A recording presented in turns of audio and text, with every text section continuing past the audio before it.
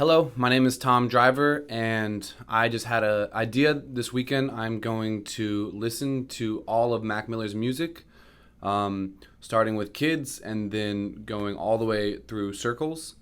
And I'm going to try to put out an entire podcast. So I had this idea, for a podcast for Mac Miller. I looked on Spotify. Basically, there's no Mac Miller podcasts. And there's a podcast called Dissect, which is dissecting just swimming in circles right now. But for instance, they're not even doing every song. They're doing 10 songs from swimming and 4 from circles. And I follow this Kanye podcast where these two guys, they dissect literally every single Kanye song. And those guys are really into like movie reviews and stuff. They're really into narratives, and like they're both working for companies like Billboard or Forbes and writing articles and stuff. So they're writers and they analyze literature a lot. And then the Dissect guy, he analyzes music, and that's why he started his podcast. And they've actually teamed up. They've done a whole season on Yeezus, which is great. But I don't really have any musical background or, literature background, just to be upfront from the beginning. I'm just a huge Mac Miller fan, and I I work in tech, so I'm an engineer, and none of my skills really translate over to analyzing music. But so just to say that, I just want to put it out there that like I don't want to pretend to be the expert on Mac Miller's music or his story. I just kind of want to document like a fan's perspective on each song. So if there's anyone out there who listens to this and feels like they could do a better job dissecting Mac's work, please go do it. I think that I would love to hear someone who has a music background or like a literature background, and analyzes words or stories, take this discography on and hopefully do a better job than me, right? I just noticed that there is no podcast out right now, so I figured I could just do like kind of a reaction, kind of a review of each song, because it was something I was going to do this weekend anyways, right? Since I'm such a big nerd and a big stan, I ranked all of Mac Miller's top 100 songs of mine, and I ranked each album by the songs I like best. And I was going to spend the whole weekend finishing his discography. So he probably has like 250 songs on Spotify, and I've only done 100. And so, like, this whole weekend, I was just going to, for fun, sit down and listen to each song and think about which one I liked more. And I like every single one of Mac's songs, and I used to think it was kind of disrespectful to rank an artist's music because, no one song is really ever better than another song. Debatably, every song is someone's favorite if it's a good artist. But the Kanye guys, the guys who are obsessed with him, they always rank the Kanye songs. And what they made me realize is that by ranking that song, first of all, it starts a discussion about it. But it really makes you sit back and think about why you like each song. Are you an album kind of guy and this song is very important to the story on the album? Are you a singles guy?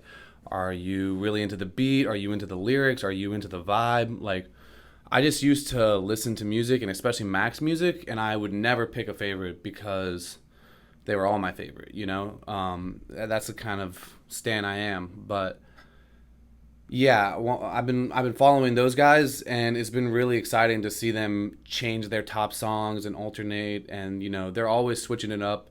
And then for them, Kanye's still making music, so then when the new album comes in, they have to integrate that one into their list and kind of fight it out for what their favorite track still is. And fans like to listen to that. I like to listen to it more than I thought. And so, I've been listening to Mac Miller since Kids.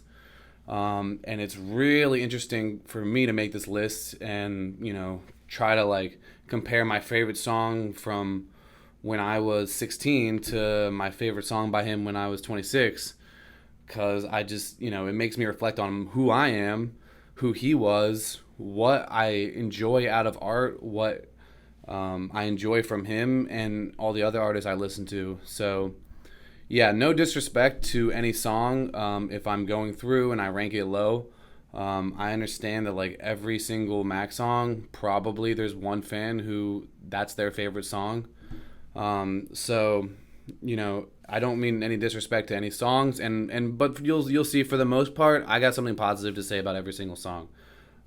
So there's only a few in there that I would like deem skippable, and very few, like literally less than five.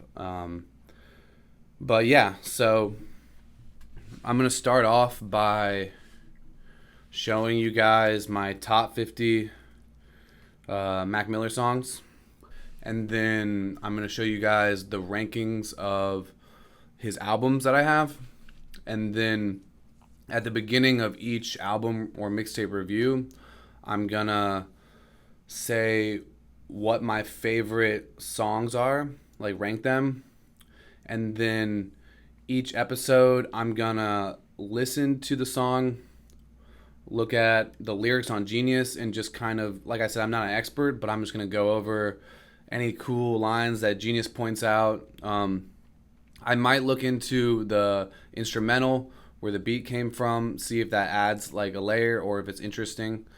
Oh, I'll do a big kind of like review of each album in the beginning, and then at the end I'll let you guys know if any of my songs, the order changed based on looking into the lyrics and thinking about it a little more deeply, and then kind of do a review of the album after that. And it's kind of going to run like, since I'm not an expert, it's going to kind of run like a reaction video, but it's not my first reaction, right? I've heard all of these songs a million times. But the thing is, I've noticed about these reaction videos is that it changes something when you're recording yourself. You have to pay extra attention. People are going to watch this later. So I'm excited to listen to his discography, but be really in the moment, because I've listened to it so many times. A lot of the words kind of lose their meaning when you've heard them 100 times. And so, even if I maybe don't ever release this, I'm really looking forward to listening with that camera on and just forcing myself to be there in the moment with him, with the song, and with the time period, and think about where I was, because I'm 2 years, I would be 2 years younger than Mac. So when Mac released Kids, he was 18 and I was 16. And when he died, he was 26, I was 24. So every kind of step of the way, he would be 2 years older than me. He'd put out a project, and over the next 2 years, I would kind of mature into the age of the guy that released that project. I was trailing right behind him. So I have a very good perspective on each project, like when it was released. And then, I spent 2 years kind of catching up to that age, and then 2 years passing that age, right? And then reflecting on it. And so right now I'm actually 27 and he died at 26. So it's sad, but now I'm older than he ever was. And so even with Circles, I have some perspective of like, I've matured one more year than the guy that made that album, which is just fucking mind-blowing. First of all, the fact that he made anything at the age that he made it was just absolutely mind-blowing. But yeah, so I have a really interesting perspective, I feel like, and I also feel like I am at a really good age right now to record this and kind of put my reaction out while I'm still young, while I'm still 27 and kind of around the same age that he was when he made Circles. So I'm not gonna record this podcast like over the next 3 years. Like what I'm gonna do is I'm just gonna bang it out in one weekend, at least a recording process. Maybe I'll edit it, later. But the thing is, Mac, he had this urgency to him, right? If you're a fan of him already, you'll know that he kind of predicted his death way before it happened. Like, I think we're going to go through it, but I think the first time he really mentions it is in Macadelic 2012. So he lived until 2018. So at least 6 years out, he's already having premonitions about dying young. And that really gave him a sense of urgency to his life. And starting around that time period, you can tell that every time he walked up to the plate, every time he recorded a song, he acted like this song is the last song I'll ever record. That was his mentality. That's why he talks about death so much. It's not because he was suicidal at times. He did, do drugs at times. He did have breakups at times. But that's not why he talks about death so much. He talks about death so much because he has such an urgency to him that he needs to treat every day like it's his last. Because no one knows when they're going to die, okay? Not just someone who does a lot of drugs. I think the drugs enhance his level of urgency, but he really, really just went after it. He fucking made a song every single day of his life. And that's over a decade. Over a decade. And so I don't know where I was going with that, but yeah, that's something that you're going to hear in the music. And it's not a negative thing, man. It's a beautiful thing. Like, I want to live my life with that level of urgency. And so when I got this idea, I was like, wow, this is going to eat up so much of my time. Like, I don't think I can do this. Like, I just have a lot of other passions. I have my own podcast. I have a fitness app I work on. I'm not going to get into those because this is not about me. But I realized, no, I can move forward and I can do this with the same level of urgency that he did, that he would. I'm just going to fucking make an entire podcast in one weekend, 10 seasons, just cram in all my thoughts. I'm not going to sleep that much. Obviously, I'm going to sleep, but I'm going to try to do one big run from Kids all the way to Faces. And then I'm going to be hella tired, just like Mac was, though. He'd kind of exhausted himself by that point. Then I'm probably going to try to get some sleep and then wake up and do Good AM and knock it out to Circles.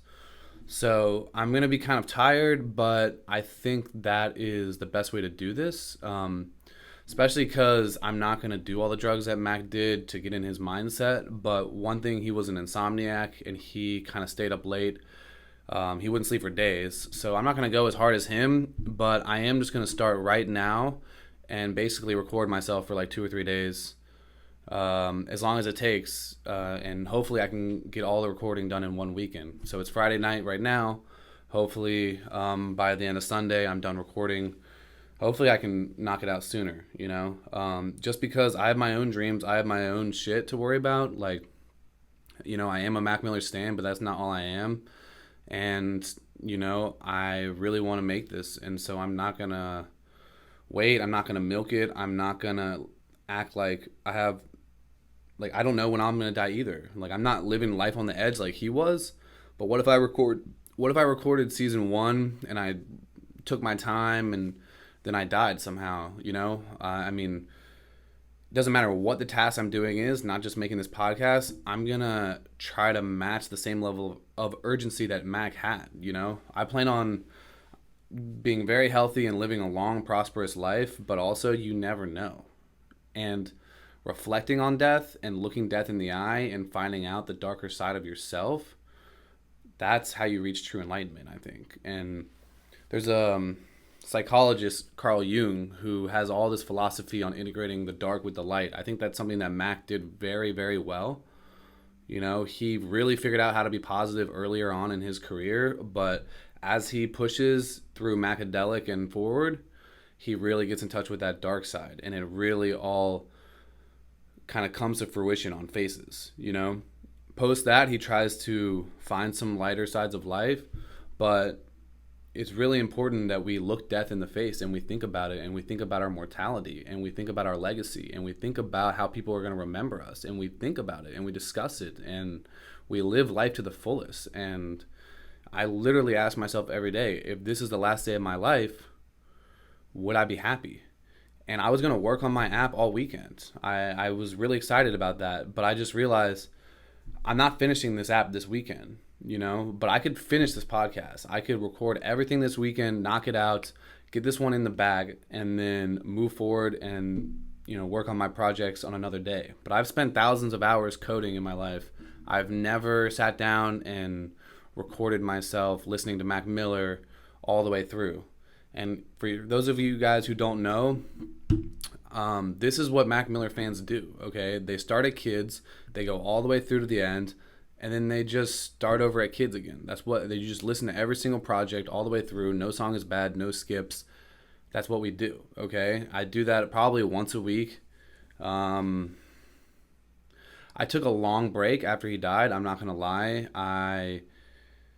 I got a little boost again when Circles came out. But I at this point I do need breaks because when he was alive, the exciting thing was to try to guess where he went next. And that game is kind of over. So I got really excited when Circles came out. It was this new like, oh, there's another layer to the story here. And then Faces came out 1 week ago. So that was really exciting, and mentally I treated it like a new release even though I've heard it, but a lot of people heard that for the first time. That was really exciting. And then we got a really good bonus song called Yeah, and that gave another layer to that project, which then gives another layer to the whole discography. So right now I'm on a high. I'm like feeling like very excited to be a Mac fan. It's very fun right now. Everyone on the internet is talking about him. It makes me so happy to see new people get into Mac. I've been literally just watching Mac Miller reaction videos all week, and that's why I'm like, I'm gonna record myself making this list, this ranking list, and going through each song. I'm gonna record myself doing that because I know there's a bunch of Mac Miller fans out there that just want to like see someone else appreciate what they appreciate and like feel good about it, if that makes sense. So that's about it, guys. I guess this is going to be the intro. I'm just going to jump right into an overview of Kids next. I might watch like a couple interviews or something like that to prepare for it. But I'm just going to tackle this head on. We're going to do a Kids episode. I'm going to rank my top songs and just kind of talk about the time period, the project, where Mac was at, where I was at, just in relation to him. Yeah, so I hope you guys really enjoy it, and let's go.